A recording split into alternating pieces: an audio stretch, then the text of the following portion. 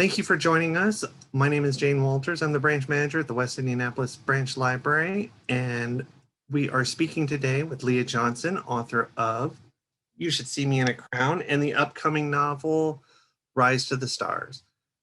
And thank you so much for joining us, Leah. We really appreciate you having us and taking the time out of, I know, a very busy schedule to sit down and talk with us. Well, thank you so much for having me. If there's one thing I always got time for, it's indie libraries. So I'm glad to be here. Hey. Okay, so one of the questions that we've definitely had a lot of discussion on in our book discussion is everybody's trying to figure out where in You Should See Me in a Crown is it based? That's a Carmel. Some people are saying Greenwoods. It's like it's all over the place. It's like, okay, there's definitely these landmarks, but where is the school, or is it a homogenization of stuff? Yeah. So Campbell County is an amalgamation of a lot of different towns in central Indiana. But I grew up on the west side, so my family lives very close to the Hendricks County, Marion County border. And so the book is set out here on the west side, but it's a lot of different places sort of shoved together into one. That will hopefully answer everybody's question on that. Yeah, I mean, it's, Carmel is a good guess. Or if somebody had said Zionsville, that would have been a good guess. It's a lot like a lot of the towns. So I played tennis when I was, in middle and high school. And so many of our matches were played against teams that we were not evenly matched with, because we just did not have the resources to have people who were born with tennis rackets in their hands. And so I remember going to Park Tudor or even North Central, which had, a more diverse team, but still resource wise, very outmatched. Carmel for sure. There were just so many schools where we played against almost all white teams where everybody had money. And that was the first exposure I had to the fact that oh my gosh, we can live proximally close to each other, but the experiences that we're having within the same city are very, very different. Oh yeah, very. Touching kind of on that, what was it like growing up queer and Black in Indiana? Yeah, so that's an interesting question because I wasn't queer in high school, or I wouldn't have ID'd that way. I didn't even know that queerness was a thing that was possible for me. I just knew that it was something to be afraid of or ashamed of or move away from. And so my being queer and Black didn't really sort of factor into my relationship to Indiana until I was gone. And I was living in New York. I went to New York for grad school, and I went to this very liberal private school that cost a lot of money to attend. And so I was around a lot of rich weirdos, a lot of just very rich, Island of Misfit Toys type of characters. And it was the first time in my life where I wasn't presumed to be something before I said that I was that thing. And so I had a lot of freedom to move however I wanted to move, to say what I wanted to say, and nobody was projecting onto me expectations based on place. And so in that environment, I learned what it was like to not have that freedom, because it wasn't something, I think you don't know what it's like to be able to breathe until you have an inhaler for the first time. You know what I mean? If you're somebody who's grown up with terrible asthma, you wouldn't know what it's like unless somebody had given you an inhaler and all right, well, this is how your lungs are supposed to feel. And that's sort of what it was like for me. And so I will say, growing up poor and Black, which is really a core part of Liz's story, is how her class identity intersects with her sexuality, is that I constantly was aware of all the things that I could not have or do or be based on what my family has been or done in the past. And so, I mean, it's incredibly tough, but also like, I'm fortunate that there's such a huge cross section of like identity, you know, in central Indiana. And so it's like, there are plenty of people who have more money than they know what to do with, but also like, there are plenty of folks who were right there in the same boat as me. And so, yeah, I think that I didn't really reckon with my queerness and what it meant to be from where I am and be queer until I was already out of Indiana. Okay.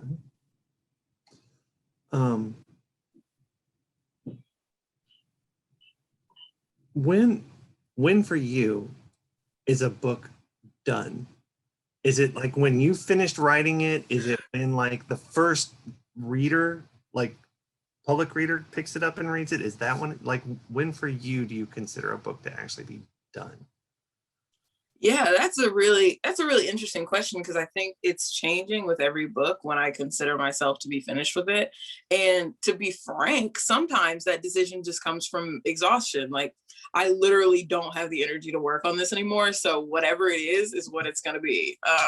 And that's sort of how I felt with Rise to the Sun. I think with You Should See Me in a Crown, it was a little different because I had like years to work on it, and we edited it for way more time. Or we had like way more time to edit it. And so the book felt complete to me when I finally held it in my hand, like the official final hardback. But with Rise to the Sun, I think if I picked it up in a year, I would still feel like there was work to be done on it. So yeah, I'm not entirely sure, but I know that I have to take my hands off of it when it's time to put it in. When it goes through that last round of proofs, and that's when it's like, well, Leah, you can't make any more like major structural or like line level changes. And so that's when I know, like, if I wanted to keep working on it, I actually couldn't, because they've taken it away. Well, speaking of Rise, tell us a little bit about that, because this is airing like right around when it's just like the book is coming out. Yeah. So Rise to the Sun is out on July 6th, which I'm like astounded by, because where did the time go? I was just putting You Should See Me in a Crown out like 2 days ago, it feels like. Rise to the Sun is a book about two girls named Tony and Olivia who are coming off the heels of two very difficult years. Tony is grieving the loss of her father and wondering whether or not college is actually the place she should go next. And Olivia is off the heels of a very difficult breakup, which has made her an outsider at home with her family and at school. And the two go to a music festival in search of one last epic weekend before they embark on the next journey in their lives. And as they're there, they realize in order to accomplish all the things over the course of the weekend they want to accomplish, they need to rely on each other and the music more than they ever thought possible. How much of yourself do you think that you put, like, because you talked about like with You Should See Me in a Crown and like growing up poor and things like that, and how in Liz's experience, do you find yourself doing like a lot of putting yourself into your characters in all of your books? Or was it more like okay, I got that out of my system with Liz, now moving on? Or is it like sort of always going to be like a little bit of Leah in it, in your characters? Yeah, I think with You Should See Me in a Crown, I was throwing everything at the wall and hoping that it stuck. I didn't know if I was going to ever write another book. Like, You Should See Me in a Crown came out of nowhere. It was it was a deal that I didn't think that I was going to get when I got it, and I didn't sign a 2-book deal, which a lot of people do. And so I wasn't sure if anybody was going to read it or if I was going to get another shot. And so if I only had one chance, I wanted to write directly to the 16, 17-year-old self in Indiana that needed that book. And so that was to write a book about a girl who felt like an outsider constantly in her own skin, felt a lot of family responsibility, wanted to do right by the people she loved, but also felt inadequate in a lot of ways to accomplish those things. And and somebody also who had a really strong support system around her, but like was trying to deal with all these other things. And so Liz is very, I took a lot of those elements from my real life. And I think Rise to the Sun was a really interesting exercise because I took an experience that has meant a great deal to me and spun that into an entire novel. And so like, whereas Liz is very, we share a lot of like traits. My second book was more about like a community that had risen directly out of like something I was thinking a lot about, which is the relationship between live music and feeling free. And so yeah, I think I show up in all my books. I absolutely do. And I think like Tony and Olivia are both parts of me. Like one of them is me on the inside, the other is me on the outside. One is me when I'm happy, one is me when I'm grieving. Like, some of those traits are also mine. And I just think that's because like in order for me to get all the way through a manuscript, I have to write, one, what I know, and two, what compels me. And what compels me are the things that are moving me in my everyday life, the things that are troubling me in my everyday life. And so, the thing that I'm working on now deals a lot with what it means to have an undiagnosed learning disability, growing up. And that has been really cathartic in a lot of ways to sort of see that play out on the page and be able to identify like, oh, yes, that is how that felt for me. Oh, that is what it meant when that person said that thing to me. And so maybe one day I'll run out of, I did a panel with Rachel Lynn Solomon one time. And she said, I keep expecting to run out of trauma from high school to write about, but it never happens. So. There's always so much in high school. Right. There's a lot of content to mine from those years. There really is. I feel that very like in my soul. Can you tell a little bit about what you're working on now? I mean, you've told a bit about like the learning disability. Can you share more, or is it still all kind of like so normally I'm like the first person to spill all the beans. Like I have no problem saying stuff before I'm supposed to. This is one project where I actually cannot say anything about it because we haven't announced it, and also I think it's going to come as a surprise to a lot of people, and so I do want to keep the element of surprise. But I will say I'm also working on my middle grade series, which is called Ellie Ingle Saves Herself, and that's coming out with Disney Hyperion in spring of 2023. And so that has been a lot of fun to work on, and that I can talk about. Well, tell us all about that.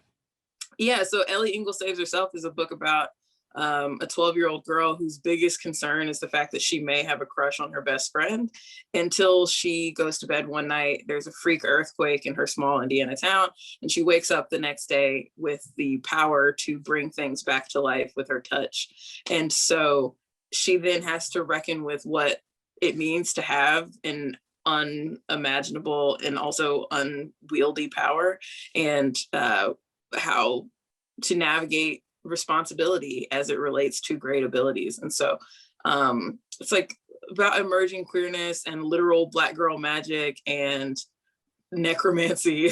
It's been a dream to be able to work on it. That sounds amazing. I can't wait. You talked a little bit about New York, and you've recently tweeted a lot about how to find a new place to live if you could live without restrictions. What's the one thing from Indiana that you wish you could take with you? If you do end up moving, what's the one thing that you wish you could take with you? Oh, for sure, my family. I think my family is the anchor that keeps drawing me back to Indiana every time I leave. It's the thing that brings me back here. And so if my family would just move somewhere else, then I could go wherever. But I would say there's a quietness to Indiana that I could not 100% could not get when I lived in New York. We live surrounded by cornfields. You drive like a half a mile in either direction and you're like surrounded by cornfields out here. And so there's a lot of I have a lot of sentimentality for rural spaces. And so like my heart is in like rural Indiana. But you know, so much about the way that I live and the things that I love to do are like very urban. And so it's hard to find that cross section. But if I could, I'd really be in the money. Kind of squish two cities together. Yeah. I just flatten them on top of each other.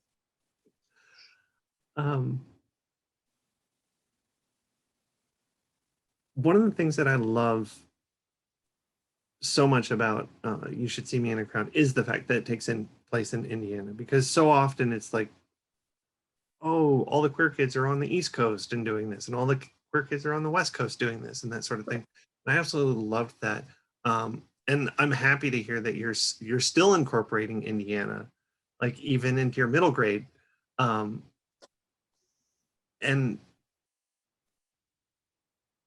I guess if you were to write a book about somewhere else, where do you think you would place it? Like if it could just be anywhere.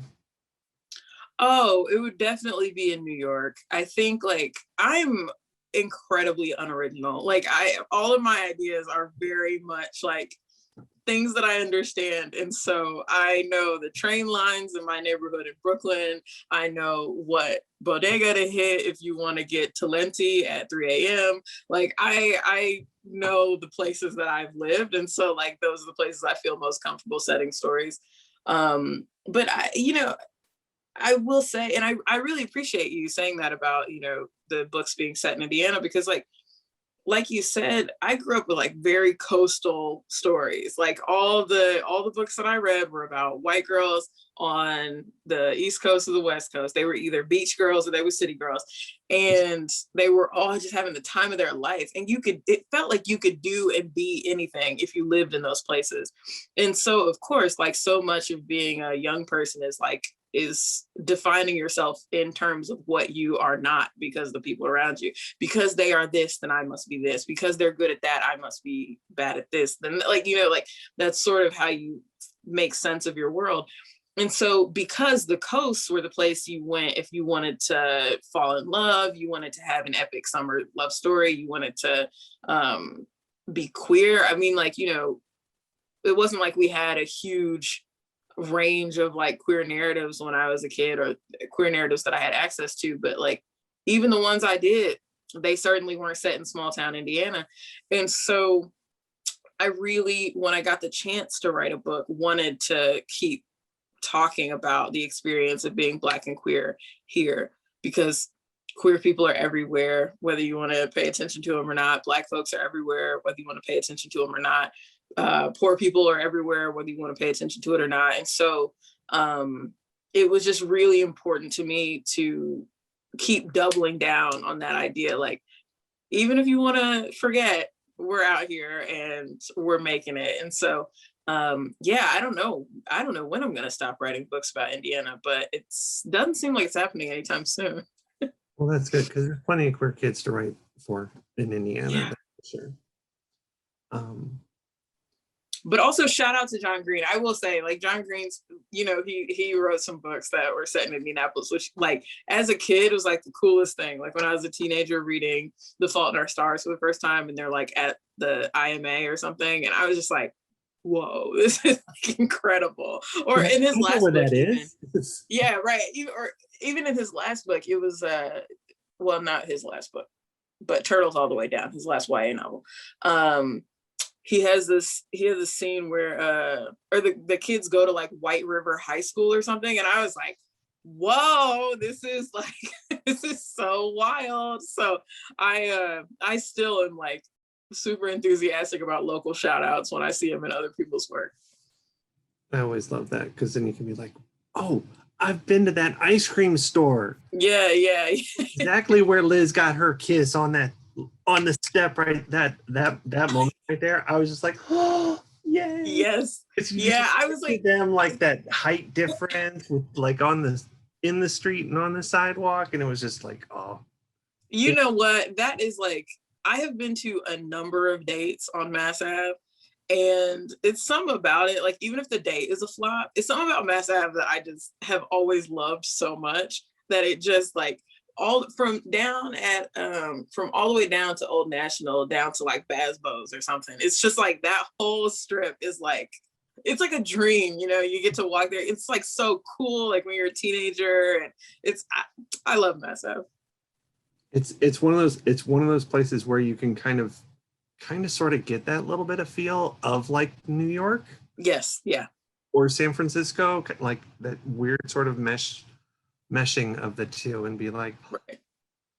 I can kind of be myself here. And it's pretty, yes. There's plenty of people around, you know, and you're not having to worry about like what flags you see hanging off of the back of a truck or whatever. Right. Well, you know? And that's the thing is because like the flags that you see, like, I think about silver in the city all the time, like, because it just like, when I was like 16, 17, like just got my license, my friends and I could like go downtown on our own for the first time.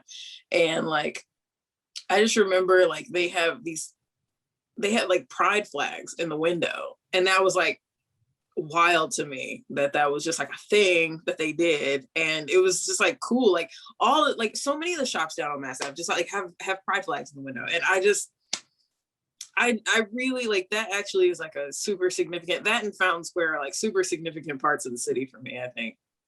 Yeah, I think it's always really nice when you see those flags and it's not June. Right. When it's like, whoa, hello. Yeah. I will stop in your shop, thank you. Yeah. Yeah, that people don't, I think a lot of people underestimate just how much that means. Yeah. You know, to see that. Like I went by just a coffee shop and they had one hanging in the window and I was like, that is awesome. Will it be there next month? Kind of thing. Right.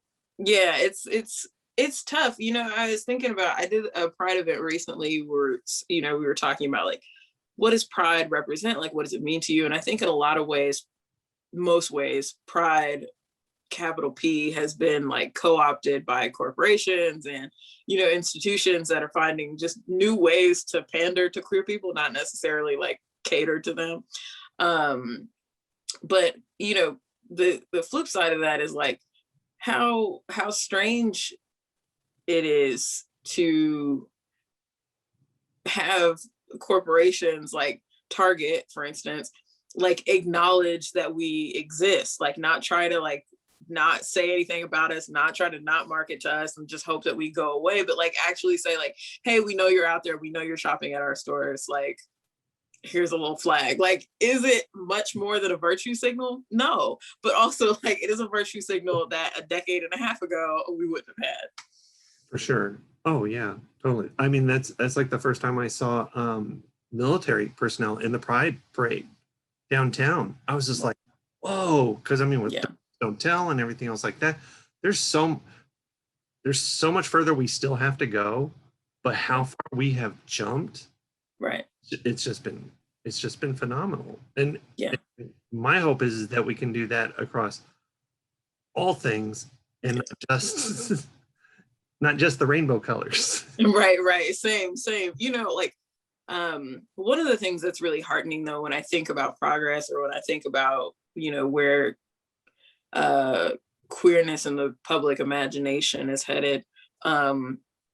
Recently, David Levithan said this thing at an event where he was like, you know, his generation of writers is the last generation that doesn't have queer elders who they can point to and be like, hey, they did this, so I can do that. You know, like before like 20 years ago, we didn't have a ton of, you know, queer kidlit to point to. There were very few books on shelves that were traditionally published that weren't banned or illegal, that we could actually like tap into. And so like it's really exciting to me now to be only, you know, 2 years, not even 2 years, to be a year out from my first book and already be able to see like, oh, so there weren't many, you know, X, Y, and Z types of books that, you know, came before me, but now like there's this announcement that's coming out and there's this anthology that's on the way and there's this writer who is doing this cool thing, and like it feels like we're it took a long time, but it does feel like we're inching towards a more equitable publishing environment. And that was hard fought for and hard won, but I'm like really hopeful that we're moving into a better, future. I am too. It's nice. It's nice to not see queer content marked as mature. Yeah. Content. It's just like, there's not like, what? They kissed. Right. Like, where was the mature, like, yeah, it's not explicit and you're marking it with this. It's just like, huh? Yeah, like, like You Should See Me in a Crown is like a word that people use to describe it often is fluffy. Like, it is a fluffy book. Like, it's about two girls falling in love, very, very innocent. I think even when they kiss, it's like fade to black, except for like maybe one or two times. Like, it's about prom, running for prom queen. But like a book like You Should See Me in a Crown would not have existed, when I was a teenager. And if it did, then it would have been like, really hard to find. And so, I think there's still such fear about queerness, such fear about, giving young people windows into the queer experience that don't adhere to like what prejudice, like straight people think queerness is. And so, yeah, I'm excited to see people just like blowing the door off the hinges of like what queer kid lit can be, because we're out here and the stories are out here, and you can only deny us for so long, honestly. Exactly. Because then we just start moving into publishing and then doing it ourselves anyway. Right. I was like, we're just gonna like, come on in. We're just gonna invade every level of this operation and handle it. There you go. If we got to, that's how we'll do it. That's how we'll do it. What's the first book that you remember reading that had queer content in it? Yeah, that's a great question, and I think my answer for that changes frequently, because I'm probably misremembering. The first book that I remember having queer content was Pretty Little Liars by Sarah Shepard. There is a lesbian character in the book, and it says that on the book jacket. Like, this is not a book about her, like she's one of, many characters. But I remember I tried to check it out from the library, and one of my parents like looked at the book jacket and was like, get that out of here. You're not bringing that in the house. And so that was the first time I remember trying to read a book that had a queer character in it, and not being able to because they were queer. But probably the first time I remember a Black queer character in a book, like a Black queer girl character in a book, was when I read Little and Lion by Brandy Colbert. And I was an adult by then. I was fully grown. So yeah, I didn't start reading queer YA really in any type of significant way until I was already grown out, like in grad school, actually. Will Grayson, that counts. Yeah, probably Will Grayson by John Green and David Levithan. Yeah, that's one of the things that's, because you talk about that with like, I'm going to check this out. And then it just being like, nope, no, you're not. Yep. This one word kind of thing.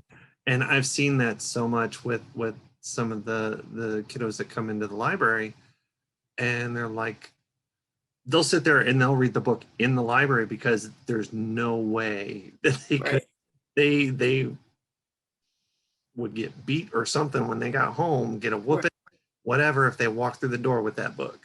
Right. And it's sad.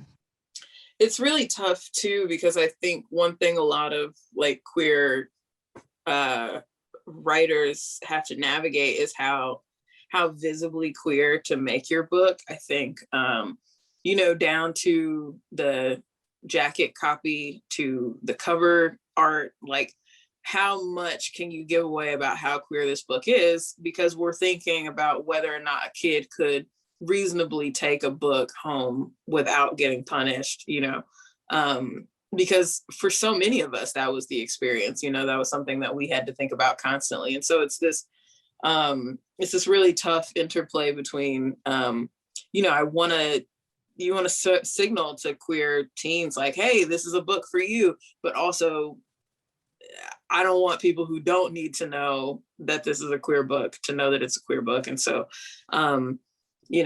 I think it's one reason why, like, I really loved the cover of You Should See Me in a Crown, because it was just like, if you don't open it, you don't know that it's gay. And then Rise to the Sun is like very different, because it's like it's pretty visibly queer, like they're together, but trying to find different entry points into like reader experiences is like really, it's tough, but it's it's worth figuring out. It is because you don't want the kid to be walking down the street and get beat up. Right. The book they're holding. It's this is supposed to be healing to you. Like, I don't want this to be a thing that harms you in some way. And so just figuring that out, it's one of those things that, like, I think it'll always probably be something that we have to consider. Thank you so much for talking with us, with me, and to our viewers.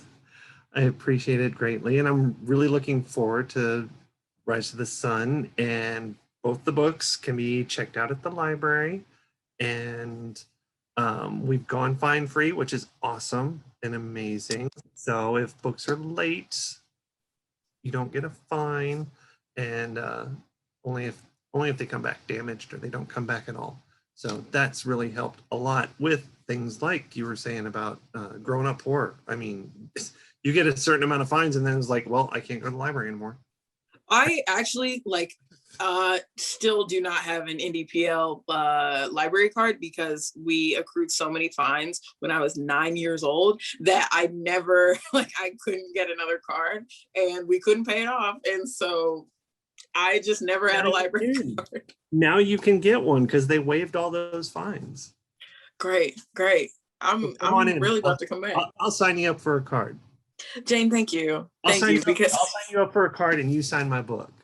Oh, easy. That's perfect trade-off. There we go. I think that's fair. All right. Thank you so much. Thank you. Thank you for having me.